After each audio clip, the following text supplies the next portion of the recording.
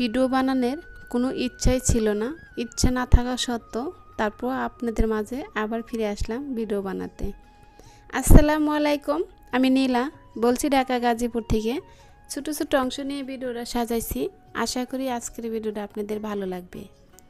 যে যেখান থেকে বসে আমার ভিডিওটা এই মুহূর্তে দেখতেছেন এবং দেখবেন, কাছে কি দূরে, দেশ এবং দেশের বাইরে, আশা করি আল্লাহর রহমতে সবাই সুস্থ আছেন, ভালো আছেন। আলহামদুলিল্লাহ, আপনাদের দোয়ায় ভালোবাসায় আমার পরিবারের সবাইকে নিয়ে আমরাও বেশ ভালো আছি। তাই তো এখানে সকালে নাস্তা হিসেবে ডিম ভেজে নিচ্ছি। আর ডিমটা আমি ফোল্ডিং করে ভেজে নিলাম। আর এখানে গুলাটার রুটি বানিয়ে নিচ্ছি বাচ্চাদের জন্য। আসলে অনেক দিন ধরে ভিডিও বানাই না। ভিডিও বানানোর যে একটা ইচ্ছা, মনের শক্তি, সেটা একদমই হারিয়ে গিয়েছে। কারণ দেশের যে পরিস্থিতি, তো এই ভিডিওটা অনেক দিনই হয়েছে বানাইছি, এডিট করা হয়েছিল না, এডিট করতে পারি নাই। তাই তো এখানে এই যে দেশের যে বাংলাদেশের যে একটা ঝড় বয়ে গেল, তা আমার সারা বিশ্বে তো দেখছে, সব জায়গা থেকে দেখছে আমাদের বাংলাদেশে কি হয়ে গিয়েছে। তো এই কারণে আর ভিডিও বানাতে কোনো মনের ইচ্ছে ছিল না। আর ভিডিও ছাড়লে তো সেরকম আমার প্রিয় ভালোবাসার মানুষরা ভিডিওগুলো দেখে না, কারণ ভিডিওর একদমই ডাউন হয়ে গেছে। এত ছোট ভিডিও দিচ্ছি, তারপর কেন যে দেখতেছে না বুঝতে পারি না। তো এই কারণে ভিডিও বানানোর যে একটা মন, একটা ইচ্ছা, সেটা একদমই নষ্ট হয়ে গিয়েছে।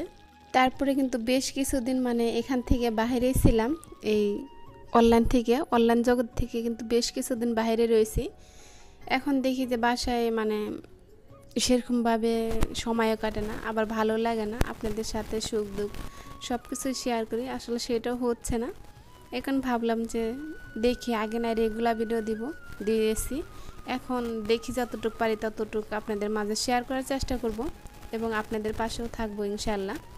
তো এখানে সকালকার নাস্তা শেষ করে একটু বাইরেও ব্যাংকে যেতে হবে। তো এখানে আমি আলু আর ডিম সেদ্ধ বসিয়েছি, আর এখানে করলা ভাজি করতেছি। রান্না শেষ না হইতে রান্না করার ভিতরে বাইরে যাওয়া হয়েছিল, ব্যাংকে যাওয়া হয়েছিল। যেদিনকে ব্যাংকটা খুলেছে সেদিনকার ভিডিও এটা। তাই ব্যাংকে গেলে দেখেন কি অবস্থা, ব্যাংকে এতটা ভয়, এটা যে এটা এই ব্যাংকের শাখাগুলো যেগুলো আছে সেই শাখাগুলো তো খুলে নাই। এমনি এটা মেন অফিস, যে মেন ব্যাংকটা সেটাই খুলেছে। এত লম্বা লাইনে দাঁড়িয়ে আছি, কি বলবো, 2টা লাইন হয়েছিল। আর এত গরম লাগছিল, বিরক্তর ভিতরে দাঁড়ায় থাকা লাগছে। কিছু করার নাই, কি করব, কারণ আমাদের কর্ম তো করতে হবে, যতই অসুবিধা কষ্ট হোক না কেন। তাই দোকানপাটও সেরকমভাবে খুলতে পারে নাই, অল্প সময় খুলে রেখেছে চুরি চামারি করে, কারণ আমাদের তো পাইকারি দোকান, বন্ধ থাকলে তো খুবই অসুবিধা হয়ে যায়। তাই যে সোহানে বাবা বিকালবেলা দোকান থেকে আসার পথে এখানে কিছু মাছ নিয়ে আসছে। আমি হলে এইসব মাছ আনতাম না, তারপর টাটকাই ছিল মাছগুলো, দেখতেও ভালো লাগছিল।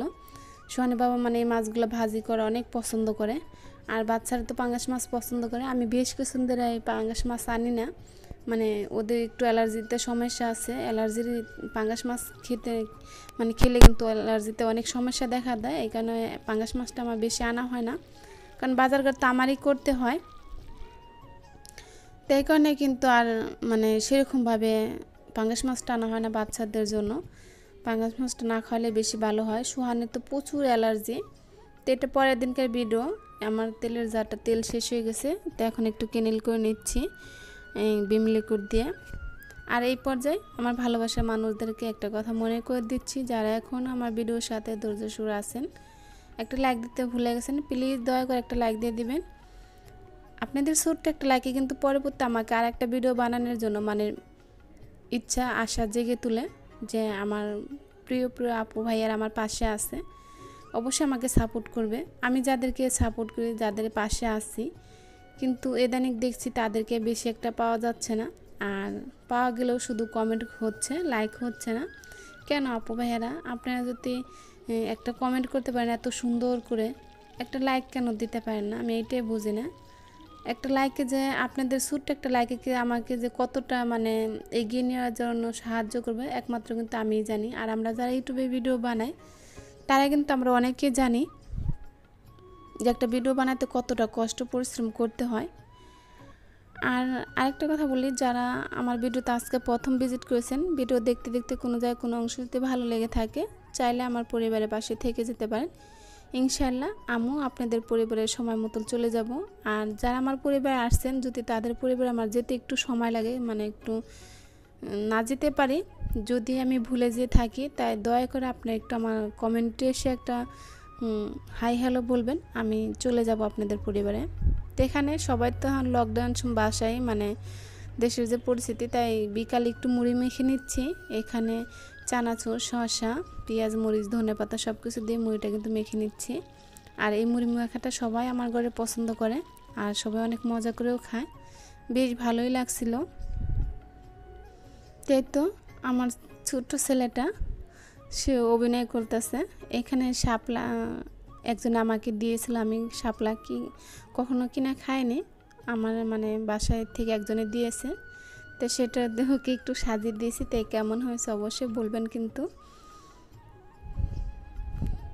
ও মনে অনেক অভিনয় করে ছবি তুলছে, দেখতেই পেলেন। তাই কেমন লাগলো আমার বেবিটাকে আপনারা অবশ্যই বলবেন। আর দিন শেষে যে কথাটাই বলি, সবাই যে যেখানে থাকেন সুস্থ থাকেন, ভালো থাকেন, সবার পরিবারকে নিয়ে সবাই হ্যাপি থাকেন। ভিডিওটা এখানে শেষ করবো, দেখাবে নতুন কোনো। আল্লাহ হাফেজ।